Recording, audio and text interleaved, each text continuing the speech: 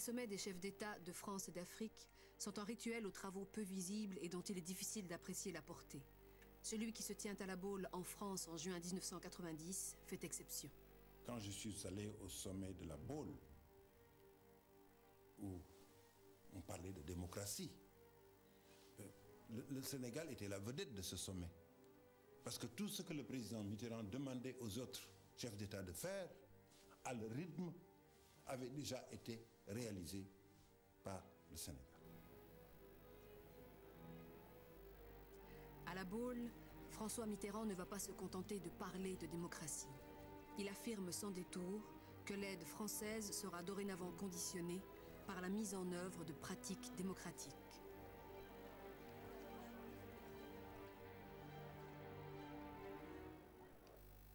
Il faut parler de démocratie. La démocratie, c'est un principe universel qui vient d'apparaître soudain au peuple de l'Europe centrale et orientale comme une évidence absolue, au point qu'en l'espace de quelques semaines, tout a été bouleversé. Les peuples dans les rues, sur les places,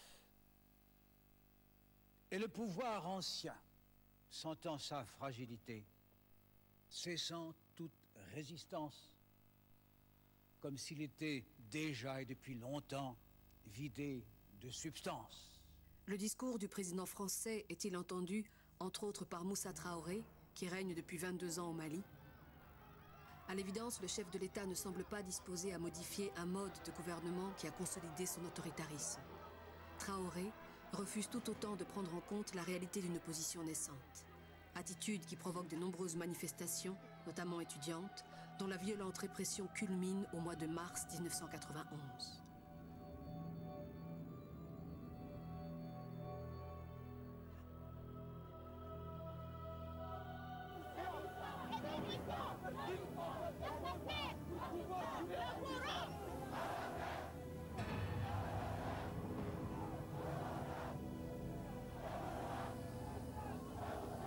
Ce que les médias disent est contraire à ce qui se passe dans notre pays et que les réalités sont toutes autres. Qu'il y a 140 morts, 150 morts, qu'il y a 1000 blessés, qu'on a utilisé des lance-flammes, qu'on a utilisé des bombes à fragmentation. Et j'ai dit que tout cela est une insulte à mon endroit. Quand on sait que c'est moi qui ai instauré la démocratie dans ce pays.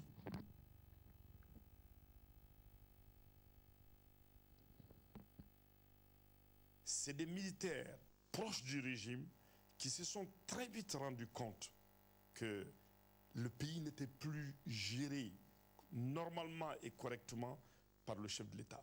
Et que probablement des influences fortes s'exerçaient sur lui et que si on n'arrêtait pas, comment dirais-je, la machine infernale allait broyer tout sur son passage.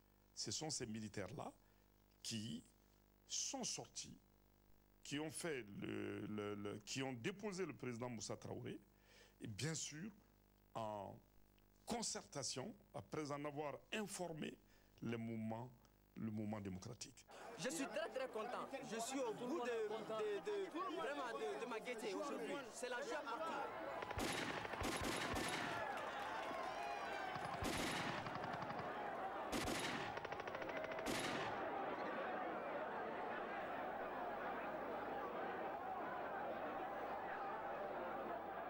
Qu'est-il advenu de l'ancien président? Qu'allez-vous faire maintenant?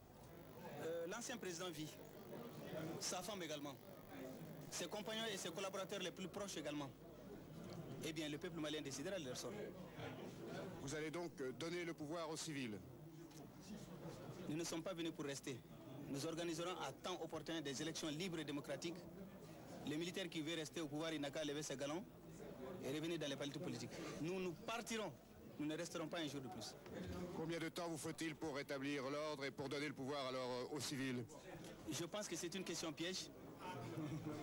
En toute honnêteté, je ne peux pas vous donner une échéance, mais je souhaite que ça soit le plus tôt possible. La formule d'administration des affaires publiques que propose Amadou Toumani Touré est une première en Afrique.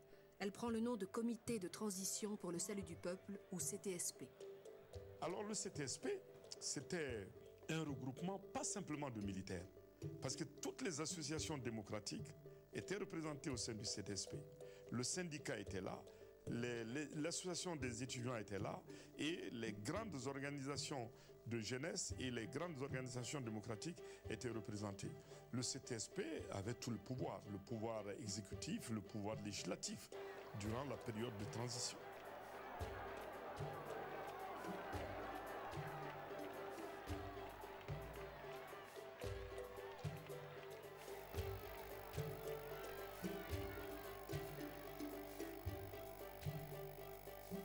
Fort de son redressement spectaculaire dans le domaine économique, le Ghana de Jerry Rawlings semble avoir retrouvé le moral, mais des progrès restent à accomplir sur le terrain politique. Le Flying Lieutenant propose à son peuple d'approuver par référendum une nouvelle constitution qui permet la mise en place du multipartisme.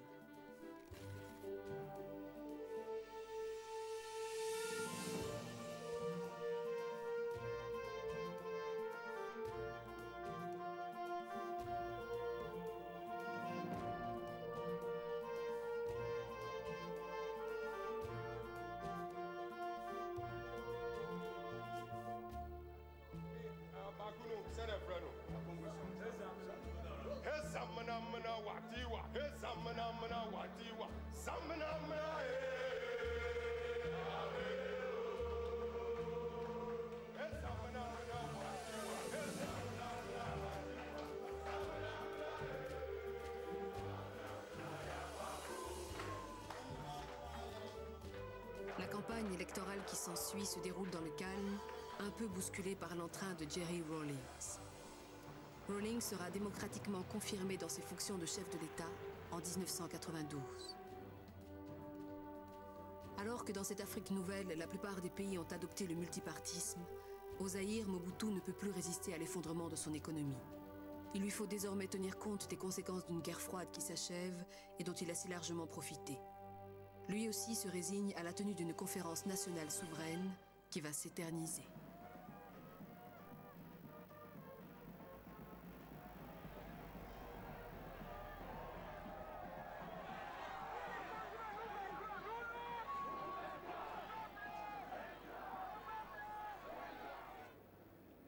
Lorsque nous avons organisé la conférence nationale souveraine, beaucoup ont oublié qu'il était plutôt question de changer les systèmes. Que le système de gouvernement que nous avions s'était avéré, n'est-ce pas, incapable de changer les choses et surtout de développer le pays. Ces pouvoirs étaient devenus pouvoirs personnels. Il fallait revenir vers la démocratie. Donc changer les systèmes.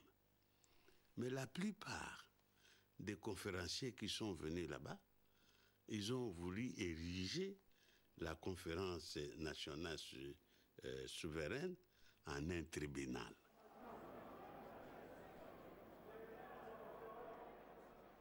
Monsieur Mobutu n'a jamais élaboré une pensée philosophique et cohérente à mesure de sous-tendre un système politique.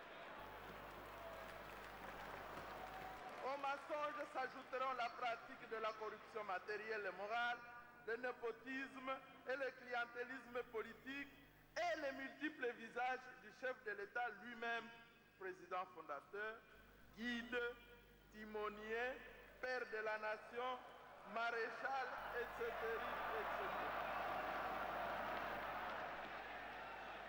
Je demande à la Commission de présenter ses excuses pour cette dithyrambe qui est à la limite de la réconciliation.